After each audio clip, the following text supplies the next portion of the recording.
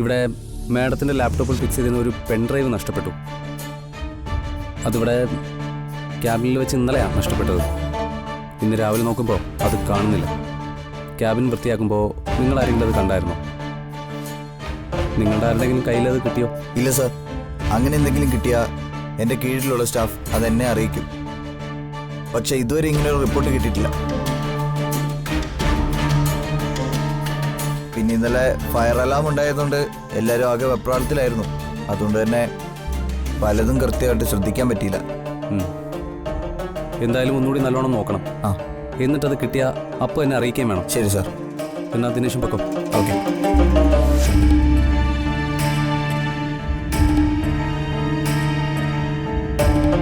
ഋഷി, ഇനിയിപ്പോൾ ആ പെൻഡ്രൈവ് കിട്ടുമോ? അത് നഷ്ടപ്പെട്ടാൽ കൂടുതൽ അപകടമാണെന്നാണ് എനിക്ക് തോന്നുന്നത്. ഇൻ കേസ് ആരുടെയും കയ്യിൽ കിട്ടിയിട്ട് അത് നശിപ്പിക്കപ്പെട്ട നമ്മൾ എന്ത് ചെയ്യും? നമുക്ക് നോക്കാം ചേച്ചി.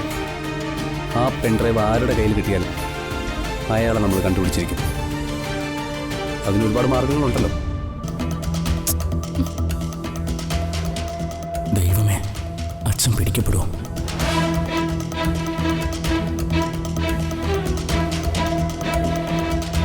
ആ പെൻഡ്രൈവ് ആരോ മനഃപൂർവ്വം എടുത്തു മാറ്റിയതാണെന്ന് എനിക്ക് ഉറപ്പുണ്ട്.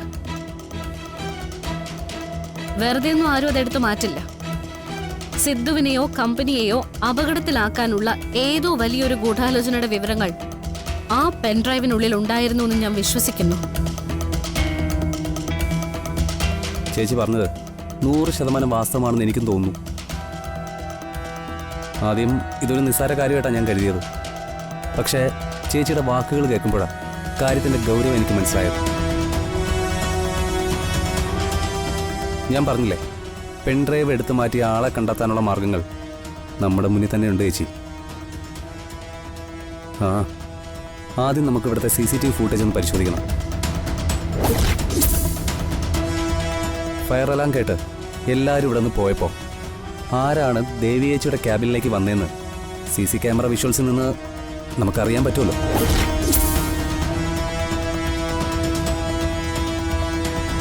അത് പരിശോധിച്ചാൽ കുറ്റവാളിയെ നമുക്ക് കൈയോടെ പിടികൂടാം.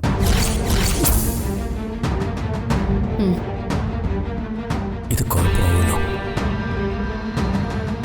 ഋഷി പറഞ്ഞത് ശരിയാ. നമുക്ക് CCTV വിഷ്വൽസ് പരിശോധിക്കണം.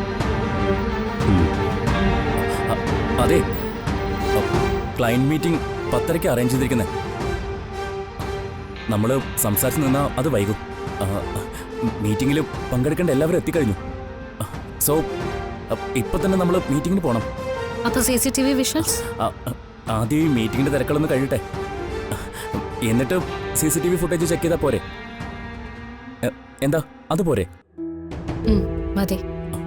എന്നാ നമുക്ക് കോൺഫറൻസ് ഹാളിലേക്ക് പോയാലോ? മീറ്റിങ്ങിന് ഞാൻ പങ്കെടുക്കേണ്ടതൊന്നുമില്ലല്ലോ. നിങ്ങൾ ചെല്ലും. മീറ്റിംഗ് കഴിഞ്ഞ് നിങ്ങൾ വന്നിട്ട് CCTV ഫുട്ടേജ് പരിശോധിക്കാം. ശരി ചേച്ചി, എന്നാ പിന്നെ ഞങ്ങൾ പോയിട്ട് വരാം. ശരി.